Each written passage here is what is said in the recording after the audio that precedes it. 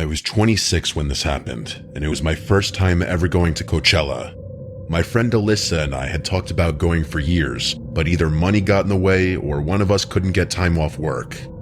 That year, everything finally lined up, so we actually committed to it.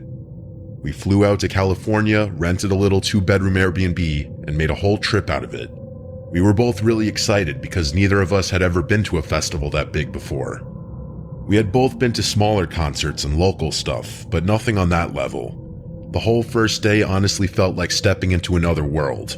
Everywhere you looked, there were huge crowds, weird outfits, music coming from different directions, and people acting like they had no responsibilities at all. Best way to put it, it was a fairy tale world. It was kind of overwhelming at first, but in a good way. We had a really good first 2 days. Nothing bad happened. We saw a bunch of artists we liked, took pictures everywhere, ate overpriced food, and stayed out late. We were tired by the end of each night, but it was worth it. By the third day, we were exhausted, but it was that kind of exhausted where you know you just have to push through because it's the last day and you don't want to waste it. Before the trip, Alyssa had brought up the idea of bringing Molly. I had only done it one other time years before, and it had been fine, so I agreed. We kept saying we'd save it for the last day, and that's exactly what we did. Looking back, I wish more than anything I never touched it. We took it in the late afternoon before one of the sets we were really excited for. At first, I didn't feel much. We were walking around trying to get closer to one of the stages, and I remember saying to Alyssa that I thought maybe it was weak or old because it wasn't hitting me. She said the same thing because she wasn't feeling much either. For a while, everything seemed normal. Then, out of nowhere, it started kicking in hard. At first, I actually liked it. I felt lighter, more social, and everything around me seemed brighter and more exciting. The music sounded amazing. I remember thinking that I understood why people did it at festivals. But after maybe an hour, something started bothering me. I kept noticing the same person. At first, I thought I was imagining it.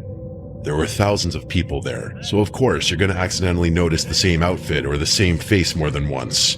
But this wasn't like that. It was the same actual guy.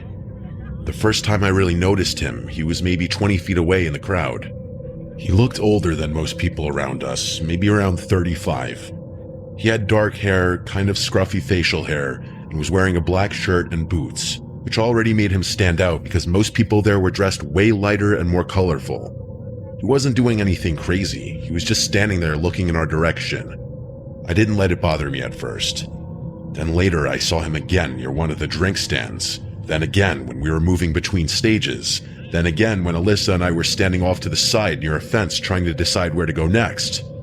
After the 4th or 5th time, I told Alyssa I kept seeing the same guy everywhere. She laughed and right away said it was probably just the Molly and that I was focusing too hard on random people. I remember laughing a little too because I didn't want to sound too paranoid, but it was getting hard to brush off. It wasn't like I was just noticing him in the distance once in a while. It felt like every time I turned around he was there. Not right next to me, but always somewhere in view. Hours went by like that. I was trying to still enjoy myself, but the high had started feeling off.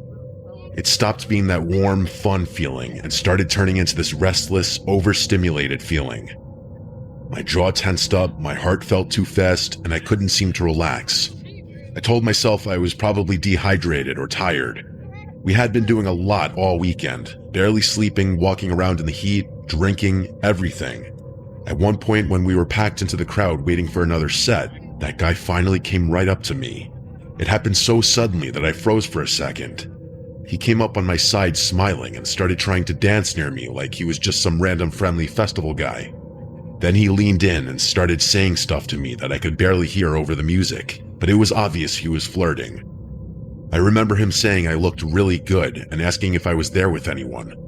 I told him I was there with my friend and tried to be polite about it because I didn't want to set him off or make a scene. I kind of smiled and shook my head and said I was good.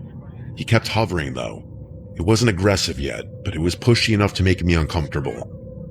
I turned to pull Alyssa closer to me so we could just move away, and that was when I realized she wasn't there anymore. I started turning in circles looking for her, thinking maybe she just moved a few feet away, but I couldn't see her anywhere.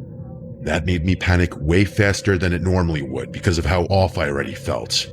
The guy noticed right away that I was looking around and asked if I lost my friend. I said yes. Then he said he could help me look for her.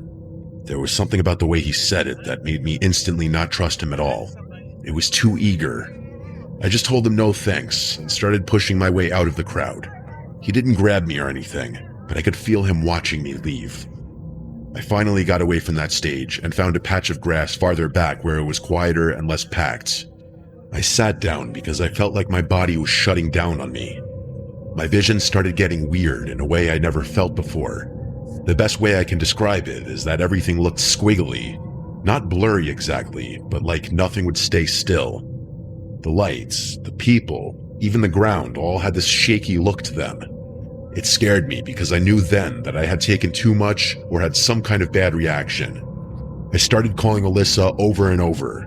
The calls kept failing or not going through because the service there was terrible. I probably called her 10 times before one finally connected.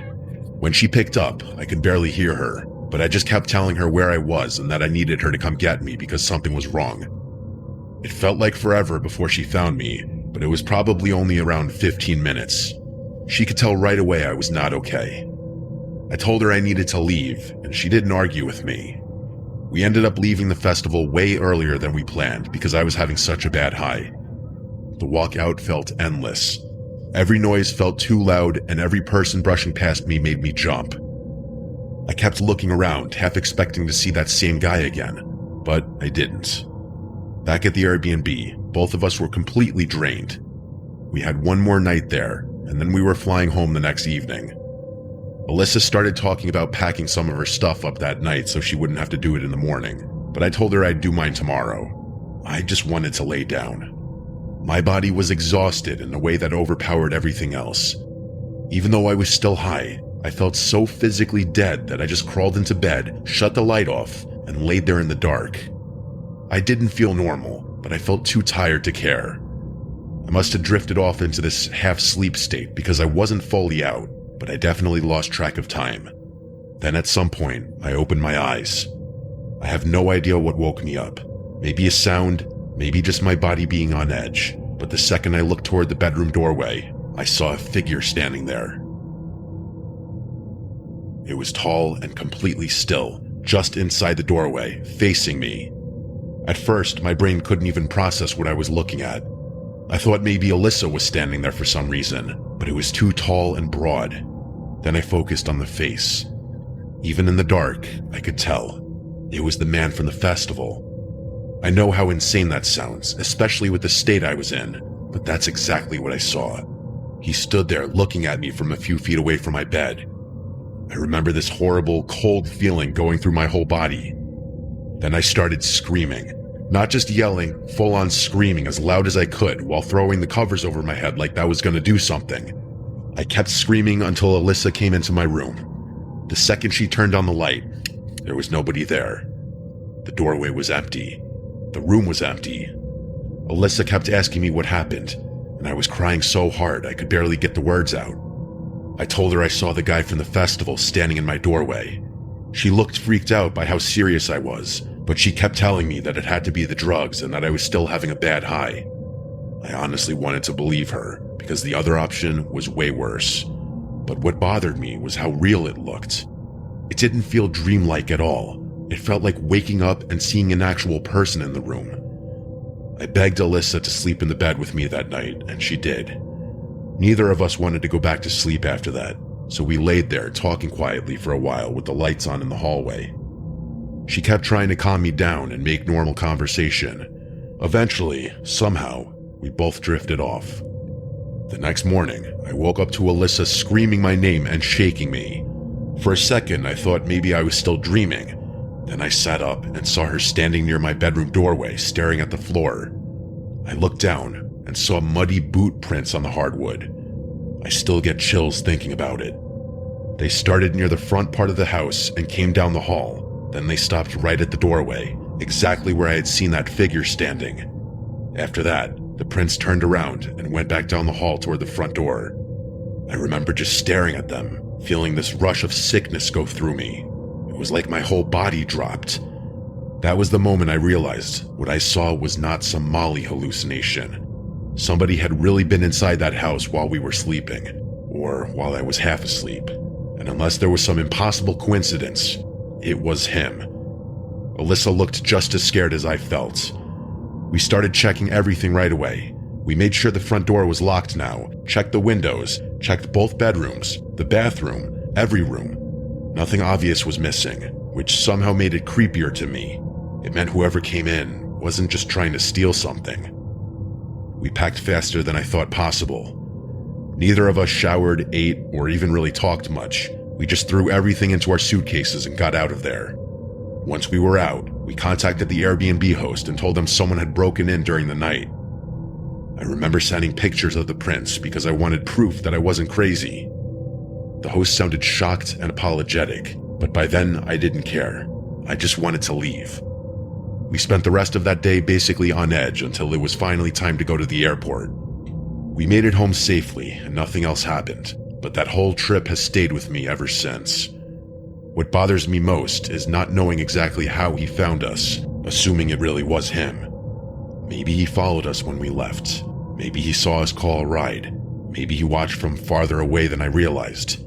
I don't know. I just know I saw that man at the festival over and over, then I saw him in the doorway, and the boot prints proved someone had actually been there. Ever since that happened, I have never touched Molly again or any drug like it. People joke about bad trips, but that experience permanently changed how I think. Even now, I guess due to PTSD, I still glance at the bedroom doorway first before anything else.